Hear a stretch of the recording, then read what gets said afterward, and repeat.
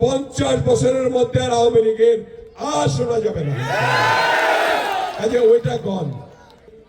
এখনকার যে অবস্থা অন্তর্বর্তীকালীন সরকারের, আগের কথা বাদ দিলাম, শেখ হাসিনার কথা বাদ দিলাম, সে তো গেছে শেষ। 50 বছরের মধ্যে আর আওয়ামী লীগের আর শোনা যাবে না। কাজে ওইটা কন। এখন এই অন্তর্বর্তীকালীন সরকারের সময়ও যে অবস্থা আমাদের ব্যবসায়ীদের হয়েছে, যে গার্মেন্টস ব্যবসায়ী আছে, যে শিল্প কারখানা এখানে রয়েছে, তারাও কিন্তু ভালো ব্যবসা করতে পারছে না।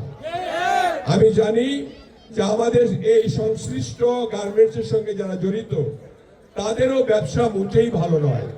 কারণ জুট যারা ব্যবসা করে এবং অন্যান্য ব্যবসা যারা আছে, তাদের ব্যবসা যেহেতু মূল ব্যবসায়ী নাই, এখানে এই ব্যবসায়ীরাও ভালো নাই। এই ব্যবসায়ীরা ভালো হবে, এই দেশে প্রচুর বিনিয়োগ আসবে এবং গার্মেন্টসের প্রচুর অর্ডার আসবে। সকল গার্মেন্টস আবার চালু হবে 12 তারিখের নির্বাচনের পর ইনশাআল্লাহ। দেশকে নিয়ে এখনো ষড়যন্ত্র হচ্ছে, নির্বাচনকে নিয়ে ষড়যন্ত্র হচ্ছে।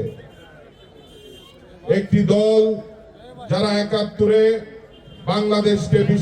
বাংলাদেশে বিরোধিতা করেছিল, তারা এখনো বাংলাদেশের নির্বাচন নিয়ে ষড়যন্ত্র করছে, ঠিক কিনা? তারা জান্নাতের টিকিট বিক্রি করছে।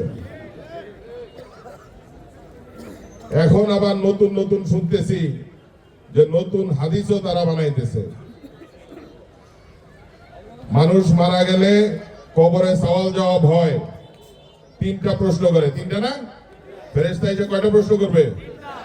কি কি? তোমার রব কে, তোমার দিন কি, তোমার রাসূল কে, নবী কে, ঠিক কিনা? এখন আবার নাকি আরেকটা বানাইছে, রহমান মার্কুকা, কোন মার্কায় ভোট দিছিলেন। আমাদের নেতা তারেক রহমান সাহেব মাত্র কয়েকদিন আগে সেই ঐতিহাসিক রাজবাড়ী মাঠে এসেছিলেন। সেখানে আমাদের গাজীপুরের 5টি আসনের এমপি প্রার্থীরা সেখানে আমরা উপস্থিত ছিলাম।